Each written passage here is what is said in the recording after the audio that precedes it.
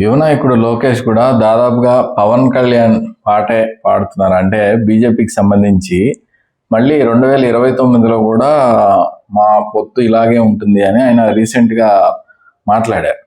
Pawan Kalyan already అదే రూట్లో చాలా రోజులుగా నడుస్తున్నారు. ఏంటి సార్, ఎలా చూడండి? ముఖ్యమైనదే అంటే రాజకీయ పార్టీలు పరిశీలకులు అందరూ గుర్తించిన అంశం ఇది. రాజ్దీప్ సర్దేశాయ్తో ఇండియా టుడే కాంక్లేవ్లో లోకేష్ మాట్లాడారు. ఆ తర్వాత ప్రధానమంత్రి మోదీని కూడా కలుసుకొని అక్కడ కూడా ఆయన మాట్లాడి వచ్చారు.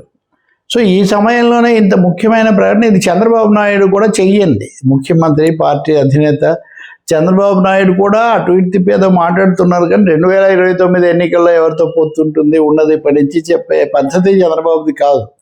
కానీ నారా లోకేష్ చాలా సూటిగా ఆయన అభిమానుల భాషలో చెప్పాలని చాలా ధైర్యంగా ఆయన చెప్పేశారు.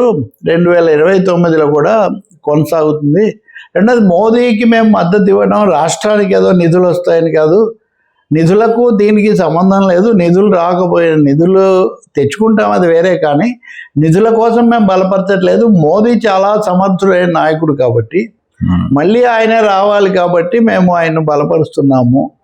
అది 2029లో కూడా కొనసాగుతుందని ఆయన ఇంటర్వ్యూలో చాలా గట్టిగా చెప్పాడు. నిజంగా కొంతమంది దీనికి ఆశ్చర్యపోయారు. ఇంకా చాలా వ్యాఖ్యలు కూడా చేశాడు ఆయన.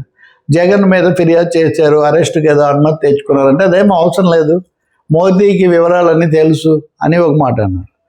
సో ఇలా వరుసగా అనేక వ్యాఖ్యలు లోకేష్ ఒకేసారి చేయడంతో, అలాగే తెలంగాణలో కూడా మా పార్టీ పెంచుకుంటాం, మాకు బలం ఉందని, జూబ్లీ హిల్స్లో పోటీ చేయమని, కేటీఆర్ నేను కలుసుకోవడానికి రేవంత్ రెడ్డి పర్మిషన్ కావాలని, చాలా గట్టి వ్యాఖ్యలు, చాలా అసర్టివ్ స్టేట్మెంట్స్ ఆయన ఇచ్చాడు. సో దాంతో లోకేష్ అభిమానులు సంతోషించడం ఒకటైతే, దీని నుంచి వచ్చిన రాజకీయ సంకేతాలు ఎందుకు మరి నిధులు కూడా తెచ్చుకున్నప్పుడు బీజేపీని ఎందుకు చేయాలి? ఇంకోటి 2029 ఇంకా 3 ఏళ్ల తర్వాత ఎన్నికలు ఉంటాయి, ఇప్పుడే ఎందుకు ప్రకటిస్తున్నారు అని.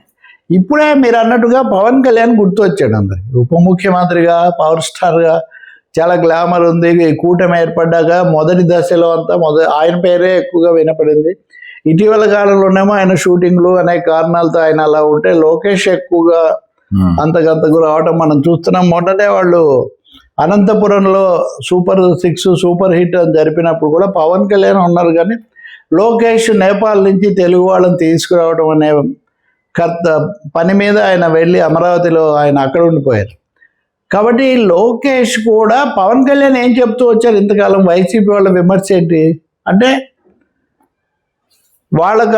ఆయన పూర్తిగా వాళ్ళకు లోబడిపోయాడు. 15 ఏళ్ల పాటు కూటమి ఉంటుంది, 15 ఏళ్ళు ఉంటుంది, చంద్రబాబు ఉండాలని చెప్తూ ఉంటాడు అని వాళ్ళు ఎప్పుడు విమర్శ చేసేవాళ్ళు. నిజానికి ఆయన సనాతన ధర్మం అని బీజేపీ లైన్, ఈ రెండు ఆయన చెప్తూ వచ్చాడు. ఇప్పుడు లోకేష్ కూడా 2029 అంటే ఇప్పుడు ఒక 5 ఏళ్ళు అయిపోతుంది. ఆ తర్వాత 5 ఏళ్ళ కంటే 10 ఏళ్ల వరకు అయితే పవన్ కళ్యాణ్ పద్ధతిలోనే లోకేష్ కూడా చెప్పేశాడని. అంటే వీళ్ళిద్దరూ ఒకరికొకరు పోటీ అన్న పద్ధతిలో బయట వ్యాఖ్యలు జరుగుతుంటే ఇద్దరు కూడా ఒకటే మాట, మేము బీజేపీతో ఉంటాము, మోదీ చాలా గొప్పవాడు అని చెప్పడం అన్నది రాజకీయ వర్గాలను గట్టిగా ఆకర్షించింది. దాని మీద వామపక్షాలు, రాఘవులు, శ్రీనివాసరావు ఇట్లాంటి వాళ్ళు విమర్శించారు. దాంతోపాటు జగన్ కూడా ఏదో జగన్ ఎందుకు ఉపరాష్ట్రపతి ఎన్నికల్లో వీళ్ళు ఎందుకు ఓటేశారు అని షర్మిల ఆయన సోదరేమని ఆమె విమర్శ చేశారు కాంగ్రెస్ తరఫున. సో రాజకీయం ఈ విధంగా కొంచెం రసవత్తరమైన ఇది తిరిగిందని చెప్పాలి. ఇంకోటి ఏమో లోకేష్ నేరుగా మోదీతో, బీజేపీ ఎస్టాబ్లిష్మెంట్తో లింక్ పెట్టుకున్నారు కాబట్టి ఆయన ముందుగానే ఈ విషయం చెప్పేశారు, చంద్రబాబు నోటి ద్వారా కాకుండా. అంటే దేశం అంతటికి కూడా అదొక సంకేతం ఇవ్వదలుచుకున్నారు అనేది కూడా ఇక్కడ ముఖ్యంగా కనిపిస్తుంది. ఇంక మళ్ళీ పవన్ ఏం చెప్తారు అది వేరే అంశం, కానీ అది రైట్.